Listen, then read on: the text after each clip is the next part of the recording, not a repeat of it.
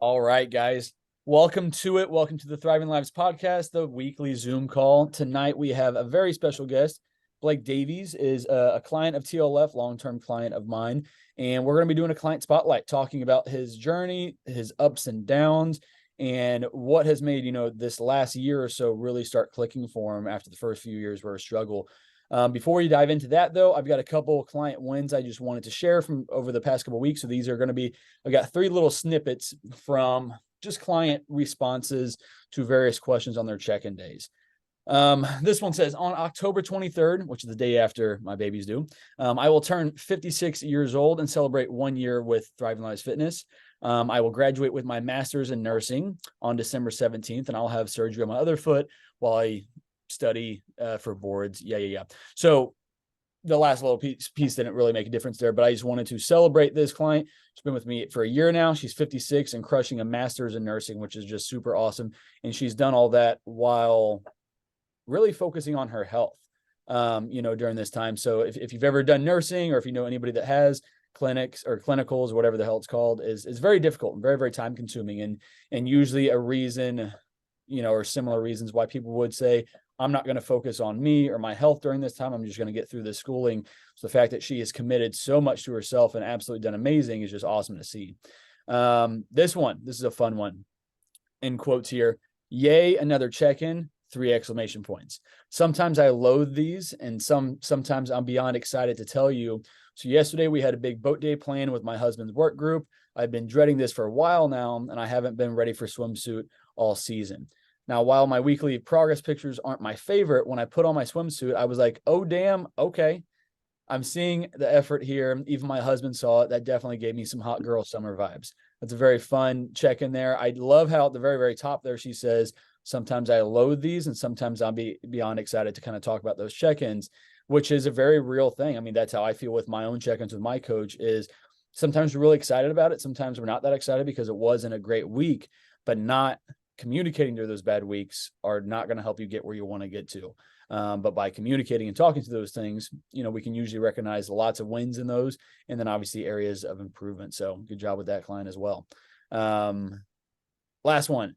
Thanks, Marcus. You've helped me in more ways than one already. I am seriously so glad I chose you as my coach. It's been life-changing already, and I have so much more time with you yet to keep changing and adapting into a better and healthier person overall. Also, side note, I told you I would always check in regardless, and I plan to always uphold that promise. I'm not one you need to worry about checking in ever. I think I posted that in the group the other day as well, just to say, hey, this client is crushing it with their check-ins. So those are some, 3 big wins from the last couple of weeks of check-ins with it. I'm going to try to continue recording those and detailing those each week, just to kind of share some of those client wins, which is always fun to do. Now, before we kind of dive into, Blake actually put together a little presentation or a little PowerPoint, just kind of help himself keep on track, so you guys can see some visuals with this as well if you're watching on YouTube on the replay or here on the call live as well. Before we kind of dive into it, and I hand it over to Blake to kind of give us some background on him and his journey with us. Blake and I, we met back in like probably 2019 or 2020, back when you started dating Nicole's best friend, Megan. And Nicole's actually who introduced you guys, which is a pretty cool story in itself. But that's where we got to know each other. I think that's about the time going into my wedding in 2020 is around the time that I think you and I started working together. Around that time, obviously that was COVID, very tough time. Most people during that time either were amazing or struggled immensely. So that's kind of when we started.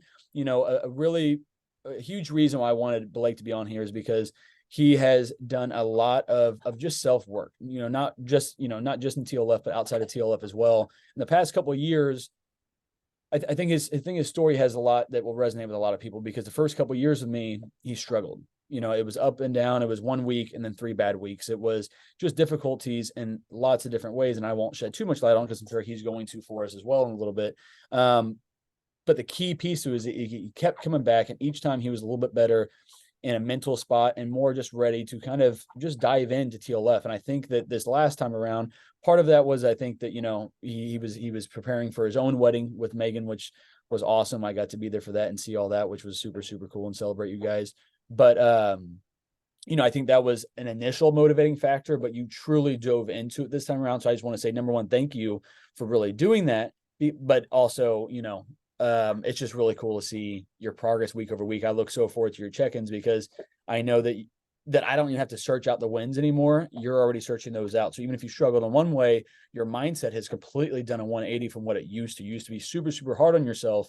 And now you're doing an amazing job. And that's in part to our check-ins each week. That's in part to some other things as well. So I'll shut up so we can all hear about Blake. So Blake, give us a little bit of background on you, where you're from, what you do, all that basic stuff before we dive into the fitness side of it.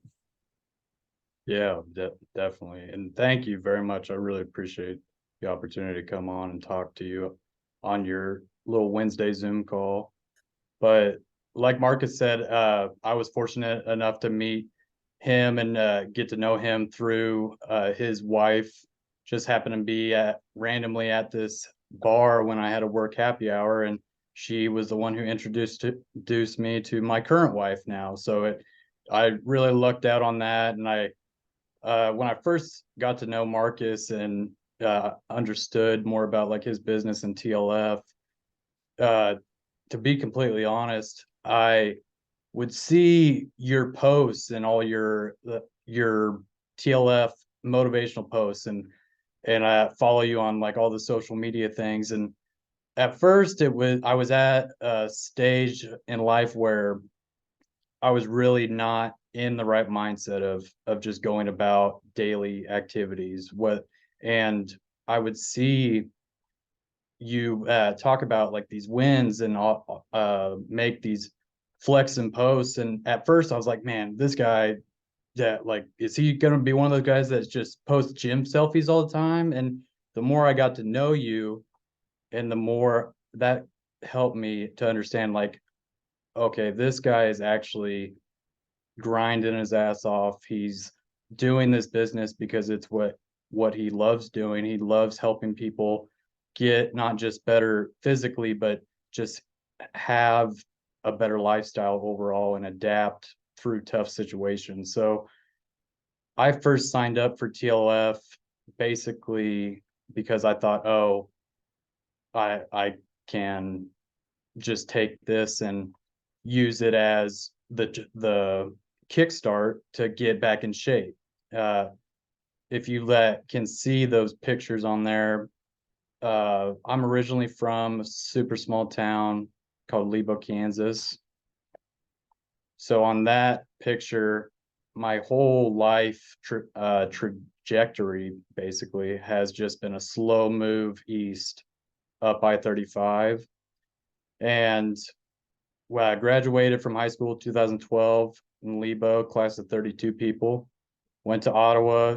All I knew is I wanted to play football. Didn't know what I wanted to do with my life. Also knew I wasn't going to play in the NFL, obviously. So I was like, might as well enjoy this time, enjoy just grinding. And that did help with quite a bit of, I guess, mental mindset challenges we all go through. We're just forcing yourself to do a lot of stuff that is hard work physically and stuff that you generally don't want to do. And 2017 was when I lucked out, got a job with American Century here in Kansas City. And after that, it was quite a struggle because my whole life I focused my identity on my sport, which I think a lot of people could probably relate to. And once your time playing whatever sport it is, once that time is over, it's just like Moneyball. We all get told at one point the child's game has to end, and that's really difficult for a lot of people. And it makes a lot of sense because it's just something that was part of your life for a really long time.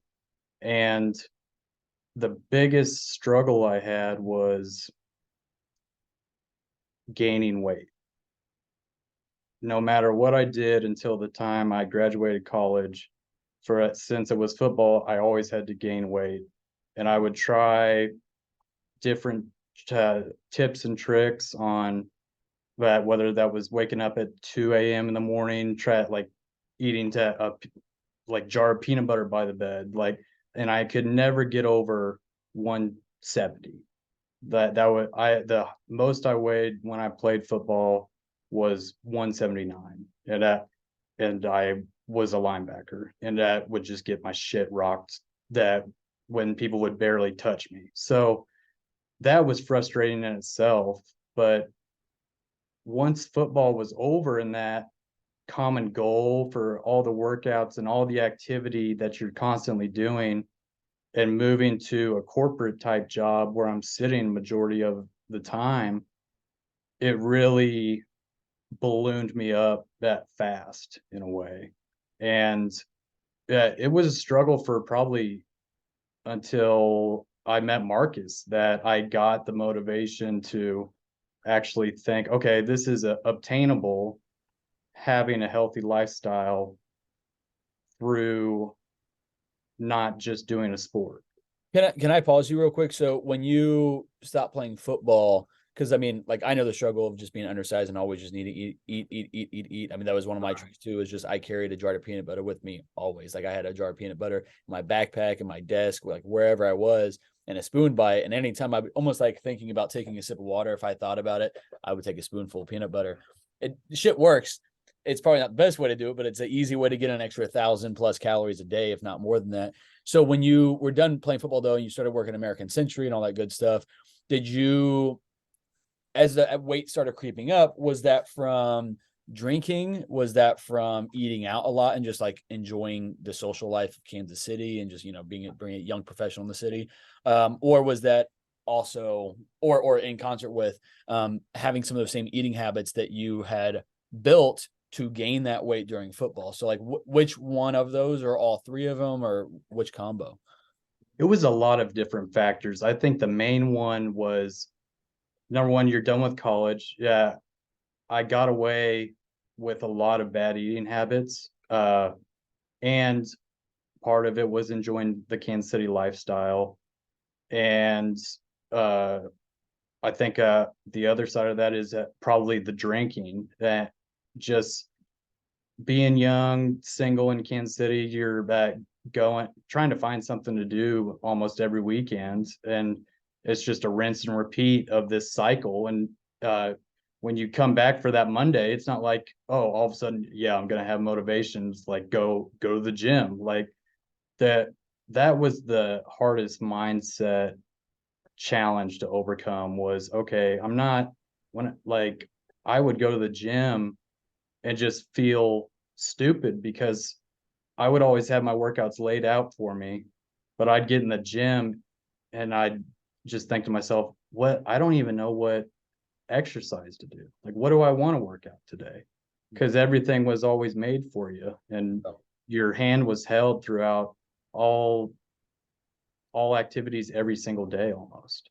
So I got pretty complacent, and that there's nothing good about it and it's nothing bad about it. It just is what it is. And that being said, I think once I was lucky enough to meet Megan and meet Marcus and get my job, I reached this point of, okay, everything on paper right now, I should feel happier than I actually am. I wasn't okay with my body. That was the main thing that was a mindset challenge at this time. So this would have been end of 2019. With work and then COVID happening, in a way, the one positive from that was that it gave me a chance to really do a lot of self-reflection.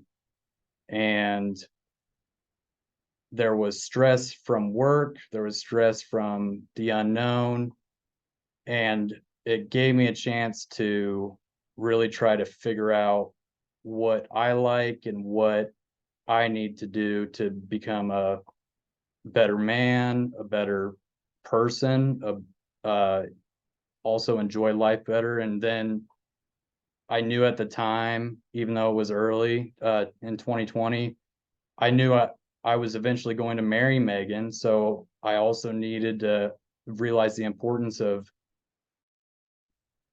needing better tools mentally and physically to be a better husband in the future. So that was the beginning of a time that I got, I'm not ashamed to say, like, it was a full on the depression during COVID. And most of that was work stress, just a toxic work environment that's gotten a lot better now. But the reason that happened was I didn't ever work on my whole life these tools that I have really focused on these past couple months to have a better mindset and be more present each day and take things at face value and not overthink everything and let like just anxiety run and control every factor of my life. So I think one part of that was searching different therapists. Another part of that was reading different self-help books, because it was at the point when people are telling you, hey, you just seem like really unhappy a lot of time. And it's people that would never say those comments to you. Like, it's a big wake up call. And props to Megan for dealing with me during that time too, because I wasn't someone I would want to be around. Just the stress and irritability I had, it was really taking control of my life, and that was reflecting physically. I wasn't happy with the way I looked. I wasn't happy with how I treated other people. I wasn't happy with anything. And really, the first step to getting better, along with joining TLF a second go around, was my wife Megan found this book in an estate sale when she was with Marcus's wife Nicole, and it was called Winning the War in Your Mind. And I'm not saying that you have to read that book, but I'm saying that was the first step where I was mentally untwisting just daily thoughts that I would have and how I was going about life. So those pictures on the bottom right were during this time where I was doing this self-reflection. And really, it wasn't until I proposed to Megan last May, it would have been May 2022. That's when I realized, okay, I've done TLF. I've done it 2 times now. I always see Marcus post stories of a cool client story, and I would always think like, wow, like that'd be really cool to just like achieve that, get and lose all this weight and do a before and after picture. And I would tell myself, I'm not signing back up for TLF. I'm not signing back up for TLF until I'm mentally ready and can handle it and not half-ass the whole thing like I did the first go around. The first go around, this will probably relate to a lot of people. I'd always get really into it the first couple weeks, meal prep, cook food, do the check-in, make alarm, reminder for the Zoom calls, and Thursday morning, take the pictures. And then when I would be at a spot where I was ashamed for how my check-in was going to be, or if I didn't eat right, the questions that Marcus asks every Thursday, the more I would look at it from past sessions in 2021, the more I would understand, okay, it's not to just degrade yourself every week. That's not the reason why you're doing this check-in. It's the opposite. It's all about just building habits and compounding all these healthier habits into just automatic, and at making it all these different little steps, everyday things. And that was when it finally started to turn around. But I didn't sign back up with Marcus until February of this year, because that's when I thought I was fully mentally ready. And I also obviously had the wedding coming up, so that was a factor. Because how many times have you been in February, let's say, and you don't want to go work out, and then next thing you know, it's June, it's like, oh crap, I'm still fat, like what happened? And that was an every year thing, and I just got sick of it. And I guess it was that I condensed a lot of trial and error into a short kind of where like story of how I've gotten to where I am now. But the biggest thing I would say is, if you take the time to look at inventory of the daily thoughts that you tell yourself, that can really benefit you, not just for TLF, but just your life in general, in every phase. And that was probably the biggest thing I realized through working with Marcus. Is I had this relationship with food and a healthy lifestyle that I kind of got away with and took for granted, where during those years where I was trying to gain weight and trying to eat more, and I literally couldn't. And then I think the most I ever weighed was 220. And I'm not tall, I'm 5'8". Like 220 is quite, like, doesn't feel good when you're doing your insurance for work or whatever it is, your body mass index, and it's like, oh, according to your height and weight, we determined you're obese. It's just like, well, that's not good. So taking that into account, and throughout working with Marcus and doing this whole program, you can really take it in a way that gives yourself grace and lets you be easier on yourself. But that being said, still holding yourself to a high standard and not becoming complacent. And I think that's the biggest thing that this last go around and this last partnerships, and that's we've been doing since February, has done. But this next slide, I took pictures from one of the books that's helped me. And the book, if you want to check it out, it's called the Feeling Good Handbook. And I'm not crediting all my success in TLF to this book, but this was something I got in February. And I think this is very common forms of thinking that a lot of people in their lives will do. And that's probably, with check-ins, what helped me the most is, oh, you know what? I should have done this, or I should have done that.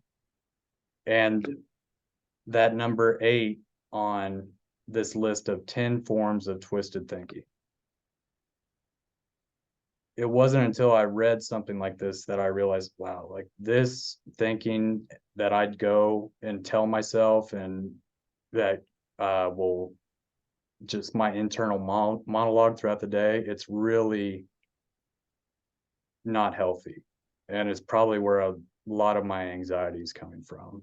Let me read that real quick. So there's a common self-defeating attitudes and fears, and you circled a handful of them that obviously stood out to you when you read this, but number 8 in particular says, I worry or feel bad about a situation, it will somehow make things if I worry or feel bad about a situation, it will somehow make things better.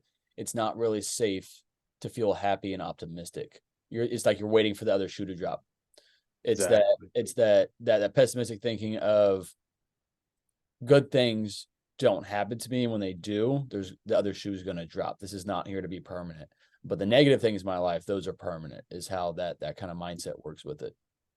That first one, all or nothing thinking Yeah. and should statements. All or nothing thinking, you bet the definition is you see things black or white, zero or 100. And that's how I treated this program in the beginning. Is if I didn't meet the meal plan, okay, like that's one of the first questions every week. Like, how well did you follow the meal plan? Well, shit, I didn't follow it great at all. I'm not even gonna do a check-in today. Like I scratch if that's all or nothing thinking. I had a bad eating day, or I had a couple days where I didn't work out. Who cares? Mm-hmm. You're still it's the act of just being comfortable and vulnerable in something that's making you uncomfortable.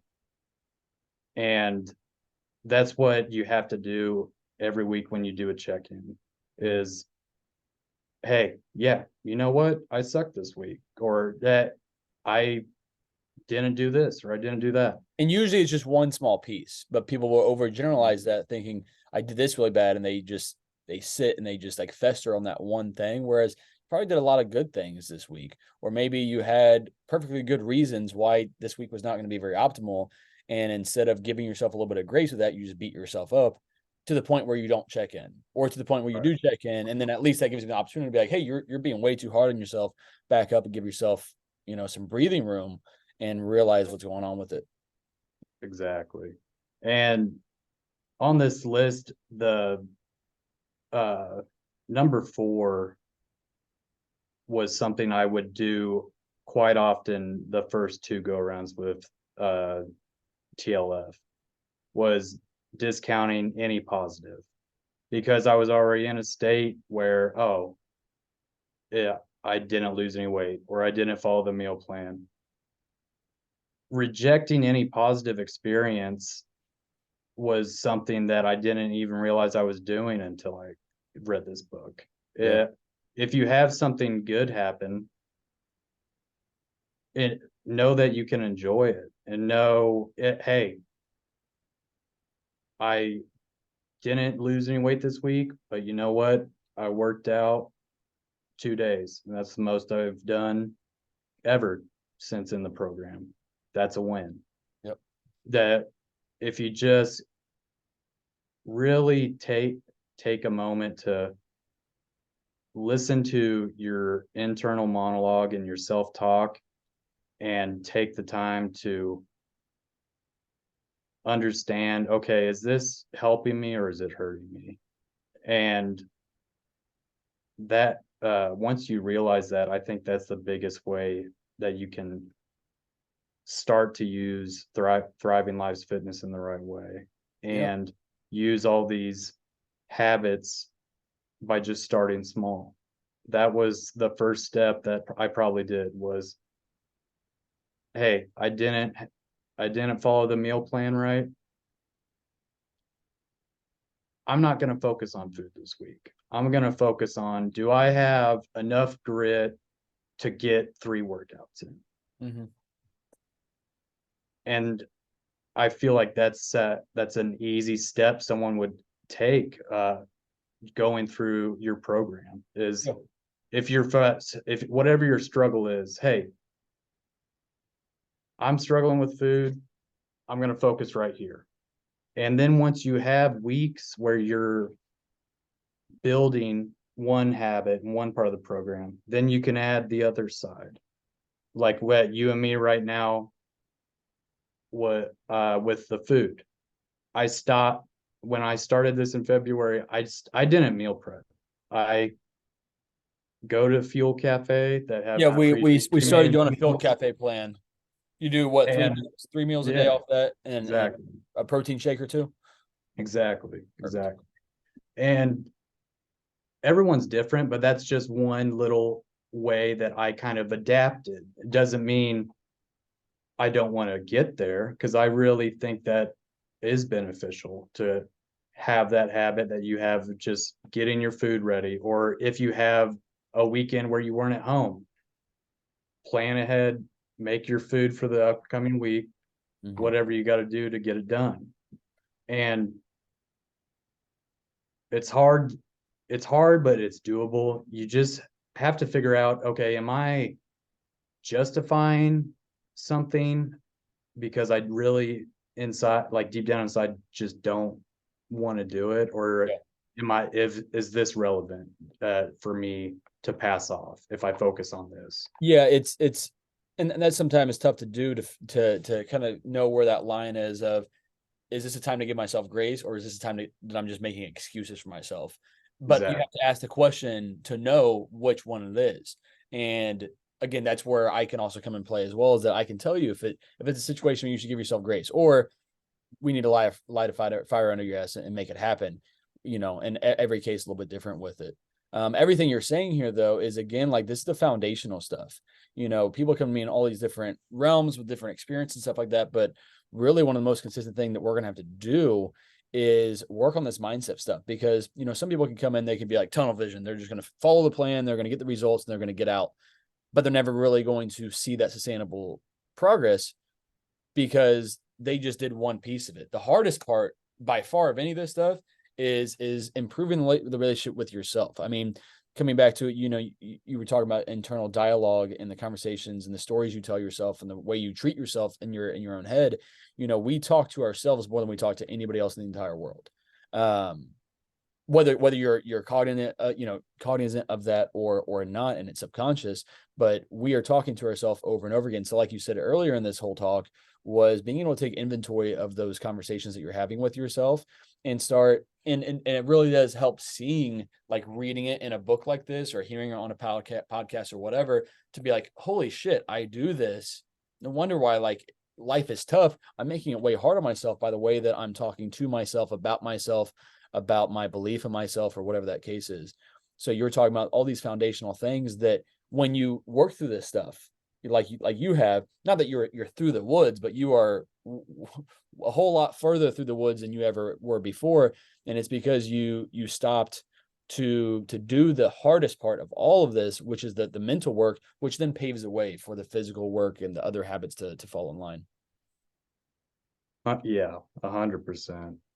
The biggest realization I had was that, like, I have the pictures on here, but the common self-defeating attitudes and fears, just because I'm using all these references from this book doesn't mean you have to get this book to feel mentally happy. This is just something I think that is applicable to so many people, just because it's down to literally basics and fundamentals of just how any human being thinks, or any mindset someone could fall into. And one of the ones that I referenced in my check-in with you was that emotional reasoning. And emotional reasoning is a twisted form of self-talk, and it's one of the most common ones I would do. But what that means is you basically take whatever your emotion is that you're feeling right then, and you use that as evidence for the truth. So, oh, I woke up in a bad mood. Today sucks. Mm. Or I am feeling scared because I'm in a social situation. This, like, it means this social situation is stupid. Like, I shouldn't be here. Or or I don't belong here, or Yeah. I'm not. Yeah.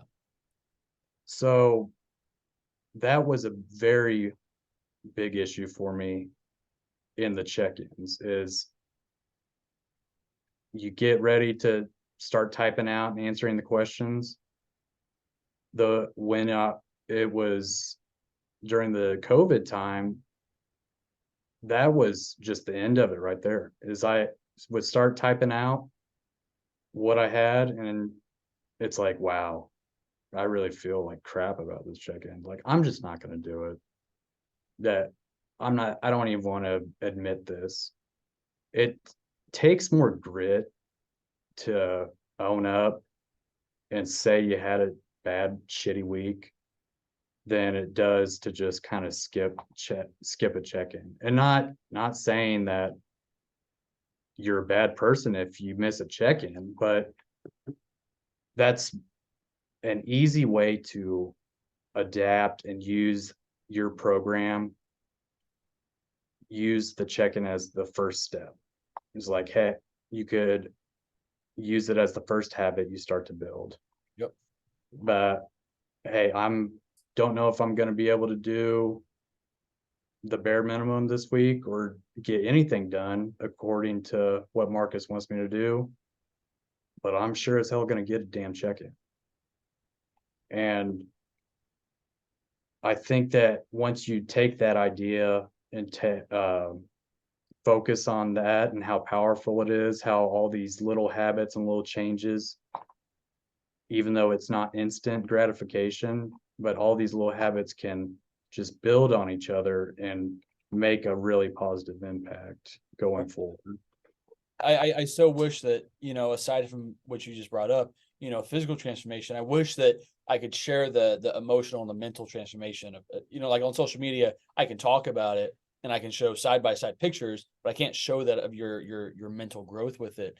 But to me, that's always, again, the much more impactful longevity type of changes that are happening with this stuff. So yeah, it's just awesome to hear you talk about it and knowing where you started and the progress, or the everything you've gone through, because it would have been easy after the second time of TLF and it didn't go as well as you would have wanted and you feel like didn't get the changes. It'd be easy just to never come back, or to say, coaching isn't for me, or a healthy lifestyle isn't for me. And instead you did the hardest thing. And I think some people, I don't know how many people actually think this or not, but going to the gym, people could look at that as like being more selfish, because you're taking more time to go be by yourself. You're going to go spend time in the gym, whatever the case is. You don't want to go out to eat with your friends, your family as much as you used to, and all this type of stuff. And they can see that as potentially selfish. I see that as being the most selfless thing, because what you've done over the past 3 years, and particularly the past year and a half or so, is you chose to do some really, really hard work that would make you better for everybody in your life. It would make you happy with the person you have to live with every day, which is yourself. It also, it's because of that you're going to be a better husband to Megan, because of that you're going to be a better father when that time comes. And you've taken the time to do some really, really hard work. Again, going to the gym and the nutrition side of it really isn't that hard. It's the mental shit that comes in front of it and that gets all tied up in it. And you have broken down those walls. So I know that from here on out, if you can maintain the mental work that you've done with all this stuff, then the physical things and the other habits that you want to build will all come. They're all going to fall in line. Definitely. And I referenced it earlier, but something I didn't mention is I think just anxiety in general, that's something that every single person, whether they admit it or not, deals with, but it's so different for everyone. Some people have bad panic attacks. Some people are uncomfortable in social situations. I personally have always been the type of guy where it's very hard for me to relax, because growing up, my dad is a farmer, my mom's a teacher. That was my job until I got in the real world, was just helping on the farm. So if I had a day where I didn't do anything and sat around and watched TV, mentally I would feel and tell myself without realizing it, like, yeah, you were kind of like a piece of shit today. Like, yeah, get out and do something. And taking that and just understanding, like I've referenced throughout out this call, hey, take inventory of what kind of thoughts you're having about anything throughout the day. What kind of thoughts are you having about yourself? The list I wanted to read was something that once I read this, I circled a ton of them, and I was just going to read them and see if this is something that you've ever had come to like go through your head. If someone criticizes me, it means there must be something wrong with me. If I worry or feel bad about a situation, that's somehow going to make things better. It's not really safe to feel happy. I must always try to be perfect. That could apply to 10 different things.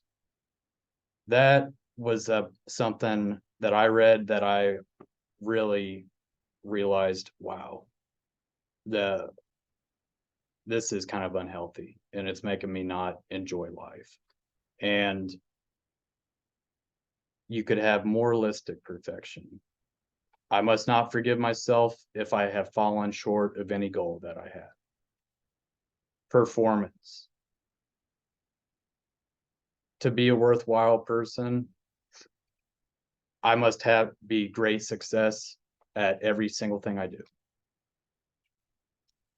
All these mindsets are okay in the sense that you should expect a lot of yourself, but no one on earth is perfect at any point in their life. Even if someone appears like they're being perfect, there's still something that they could work on. And that's what you have to do with this program and just in life in general is take a healthy mindset throughout whatever you're doing and try to be present while you're doing any activity. Is find just find what makes you happy, find what energizes you, find what makes you just enjoy life. And I think that I just got really damn lucky that with finding you. Also helps that Megan and Nicole are friends. So I think the more our relationship develops, the more that this business develops, the more we're just going to have more people like that we have on the Zoom call and in TLF that they understand the importance of focusing and taking control of their not just their physical health, but their mental health and their way of being. So that's really in a nutshell just everything that I've kind of come through up to this point. But the main points I would say to reiterate, I don't know what anyone's struggling with, whatever you're struggling with. Just remember to I call it give yourself grace. All the things I'm saying, it probably does sound very common sense, but there's a rhyme and reason behind why I'm saying it. Well, and Is I don't even think it's necessarily common sense. I mean, yeah, it's common sense, but it's one thing to know yeah, we should be doing this stuff, not and the right word to use. it's another whole thing to actually live it and to do that work with it. And we got to be mindful of it and to know where we're at, to know how we need to improve. Definitely. And just because you're not where you're at right now, wherever your journey is, doesn't mean it's impossible. Yeah. It's it's cliche, but it's a marathon. It's not a sprint. And we had that conversation with me too, is, hey, I'm signing up for this. It's February. I'm getting married June 16th. Yes, that did help me feel better about the way I looked on my wedding day. Mhm. Doesn't mean It the works. job's over. Yeah. Doesn't mean work's over. Doesn't mean the change is over. And really it's never over. And I feel like that's something that people Exactly. don't necessarily want to hear. And that's why like 8-week plans sound great because there's a clear end date to it. But when we're talking about a lifestyle, we're talking about mindset, we're talking about mental health, emotional health, physical health, all that spiritual health. It's all a journey with it. And the moment you stop being aware of it, reflecting on it, working on any of that stuff, it slips away. Once you stop focusing on whatever that is, you don't have it anymore. If you're not growing, then you're dying in some way in all those realms. So like all the work you've done, it would be easy, especially because that's been a huge part of your life, at least the past chunk of years, all these negative mindsets with it. And if you allow some of that bad energy to creep back in without recognizing it, it could go back in that same direction if you stop doing all the work that you've been doing. If you just get super complacent and allow things to kind of start regressing. That's why in the worst of weeks we tread water with it. But we always, whether it's with me or just with yourself, continuously reflect on where you're at and take a temperature on your life and where everything's are at. Because I mean, I always say it as well. What gets measured gets managed, and that's what the check-ins are. That's what your reflections are. You're measuring your life and all these different components and this whole comprehensive approach with it. And if we don't have a temperature to it, if we don't have a measurement of it, then we have no idea where we're at, and we're just aimlessly wandering through life, hoping for the best, but oftentimes expecting the worst in a lot of situations, depending on where our mindset's at. And I think, especially with just how the present day social media and sharing all the experiences are, just whatever group of people you're in, it can become hard seeing people that you don't like have success, what wherever you see it. Maybe it's a friend, maybe it's someone that you didn't have a good relationship with. Just know that for the most part, anyone that you come across in their mental health journey, physical health journey, everyone most of the time is just trying to do the best that they can.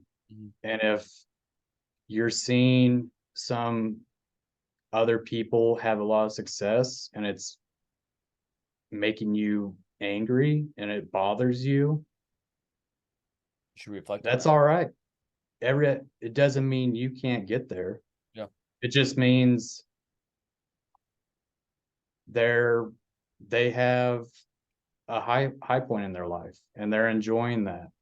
Not all the time. Some of it's a little materialistic, but for the most part, everyone's always just trying to do the best that they can. And that's all you can do. But with that being said, you still have to take advantage of not just kind of going through the motions that with the program and the lifestyle is okay. Do I need to make a point and make a decision to take this more seriously and figure some shit out? Or do I want to just stay where I'm at and just get an email from Marcus, counts payable, $75 went through like every month, and just it is what it is, and you're just going to stay where you are. Yeah. So Yeah. you just have to take every day at face value, and it's very hard getting out of that mentally. But like I said, I'd recommend books. I'd recommend therapy. I'd recommend getting outside, Mhm. going for a walk. If you whatever you're struggling with, if it's that big of an issue, you can always tell Marcus about it. When you do a check-in, you just have to understand, hey, even if you're getting on someone's ass, it doesn't mean, oh yeah, you did suck this week. When Marcus gives feedback, you have to understand, I'm not telling you for my benefit. I'm not telling you for your benefit. I'm telling you for the benefit of us that you need to do this. And taking criticism, no matter what it is, it's just a skill that you get over time. But again, that's something I referenced at the very beginning of the call. Before I even knew you, I look at your social media and I'm like, this dude loves taking some gym selfies. Like, I don't know. I don't do it anymore. I've gotten I away don't- from the bodybuilder look. Well, I was like, I don't know how I feel this guy. Like, he's really cool when I see him in person, but I don't know. And then the more I learned, the more, oh, this is actually his business. Like, this is actually something he did and he loves doing and has a passion for. And he's just trying to help other people improve their mental and physical lives. Doesn't mean that he's a douche. Just means that he's literally, quote unquote, like living the dream. And I respect that. And at those thoughts I had when I didn't know you, it's just like the Last Dance Michael Jordan documentary. He's like, no, they're gonna think this thing. He's like, oh, he was a tyrant. He's like, no, that's you. He's like, I'm doing this for me. He's like, Blake, you really have to change your mindset because Marcus isn't doing that because he's a douche. He's doing that because he's passionate and cares about his program and his way of life and just trying to help other people. Hell yeah, man. You crushed it, dude. I appreciate you being I mean, all these client spotlights are always, you're sharing a lot of vulnerabilities about your life and your mental health and journey and all that stuff. And it's again though, I that vulnerability really helps because I mean so many people have come and gone through TLF, and sometimes it took a second or a third attempt to really buy in and dive in with it. I try to mitigate that as much as we can. So the very first time, but ultimately you got to be ready for the mental journey you're going to go on with that. And a lot of people don't see this as necessarily the mental journey; they see it as a physical journey. But then once you get into it and you start recognizing, holy shit, I got a bad relationship with food or with my body or with my mindset, and those check-ins make it very, very evident. And it's not meant to make you feel bad; it's just meant to make you aware, so we can start. I mean, you can put a thumb on it and be like, okay, I gotta start working on this. And the only way we're gonna work on that is by consistently showing up and thinking about it and talking about it and doing something about it. But yeah, dude, like I said, I truly appreciate it. It's been a really fun journey watching you. Obviously, we're not done. We're not ever done. But nah, man, I appreciate you being on the call and sharing your whole journey with us, dude. So hopefully have you back on here in 6 months or a year and get to share even more about it, about where you're at with it. But I mean, I know I'll be seeing that, but I always want to kind of keep everybody else updated on how you're crushing it, dude. But anyway, I appreciate your time. Thanks for rocking the suit. I know that you wore it for work, but I like to think that you did it just for the call though. But anyway though, Blake, I'll see you on check-in day. I'll see everybody else on check-in day as well. You got anything else to add, man? I had my check-in from February when I started, Okay. and I thought for anyone listening, it might be helpful. Yeah. Just because it would be, if you're seeing the picture, this would have been February 16th of this year. And I see that picture and I'm just like, damn, like that ain't cool. This week has not been for par following diet plan. No reason why I'm struggling. It's just my own fault for not being on the same page. But I'm not worried about it because I'm still holding myself accountable and to being honest about logging what I eat and being more active in FitnessPal. Biggest thing I need to fine tune is immediately logging the food on every single day, which I missed yesterday. Comparing and reading my old check-ins is pretty satisfying for me to do. And I would add that as a last little tool in the toolkit for anyone, whatever struggle you're going through, is think back to another tough time you had in your life and reflect on how much work you had to put in to get through that. Because if you didn't have those times, you want to enjoy when good things happen to you in the present. Definitely, dude. Love that, man. Thanks, Blake. I appreciate you, dude.